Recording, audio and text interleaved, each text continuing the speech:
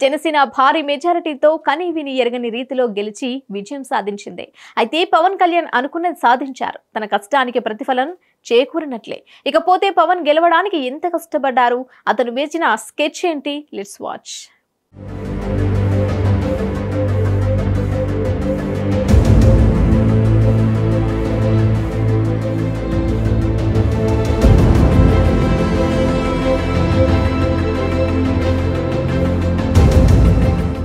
AP elections లో king maker గా మారిన పవన్ కళ్యాణ్ తన పార్టీ పోటీ చేసిన ప్రతి చోట తన అభ్యర్థులను గెలిపించుకొని తన స్టామినా ఏంటో ప్రూవ్ చేసుకున్నారు.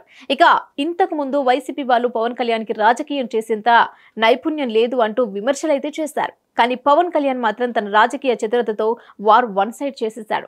ఇక మొత్తానికైతే వైసీపీని దారుణంగా ఓడించడమే కాకుండా కూటమిని గెలుపు పీఠాలెక్కించాడు. ఇక ఫైనల్ గా పవన్ కళ్యాణ్ అనుకున్నది సాధించాడు.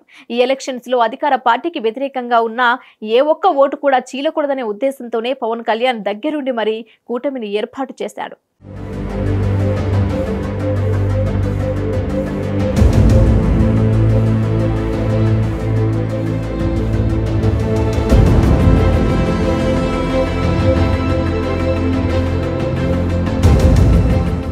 వాస్తవానికి అమిత్ షా చంద్రబాబుతో కలవడానికి అసలు ఇష్టపడలేదట. ఎందుకంటే 2019వ సంవత్సరంలో చంద్రబాబు కాంగ్రెస్ పార్టీతో పొత్తు పెట్టుకొని బీజేపీని చాలా రకాలుగా ఇబ్బందులకు గురి చేస్తారు. ఆ పార్టీ పైన తీవ్రమైన వ్యాఖ్యలను కూడా చేశారు.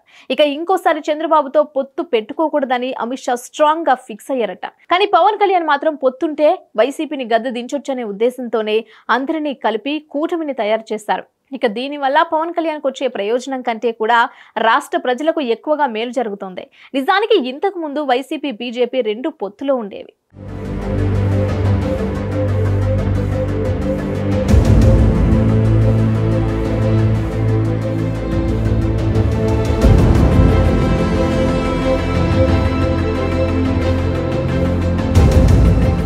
ఇక ఇప్పుడు కొత్త ప్రభుత్వం ఏర్పడితే వైసీపీకి బీజేపీ సపోర్ట్ గా ఉండదని పవన్ గ్రహించారు.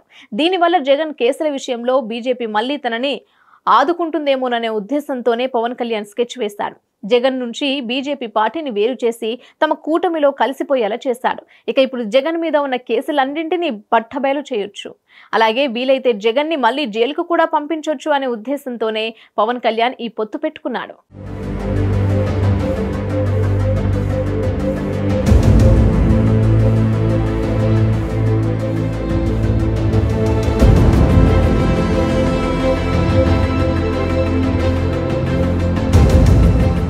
అంతేకాదు జగన్ వల్ల అన్యాయం జరిగిన వాళ్ళకి న్యాయం జరగాలంటే వైసీపీ అధినేత జైల్లో ఉండాల్సిందేనని నిర్ణయించుకున్న పవన్ కళ్యాణ్ ఈ రకంగా వ్యూహపూరితమైన రాజకీయ ప్రణాళికలను రూపొందించాడని చెప్పాలి. ఇక మొత్తానికైతే పవన్ కళ్యాణ్ ఈ గేమ్ లో తాను గేమ్ చేంజర్ గా మిగిలిపోవడమే కాకుండా కొద్ది రోజుల్లోనే జగన్ కేసుల విషయాలను కూడా పరిశీలించి తనకు తగిన శిక్ష పడేలా చర్యలు తీసుకోవాలని చూస్తున్నాడు. ఇక మొత్తానికైతే పవన్ కళ్యాణ్ రాజకీయ వ్యూహంతో తను సక్సెస్ సాధించాడనే చెప్పాలి.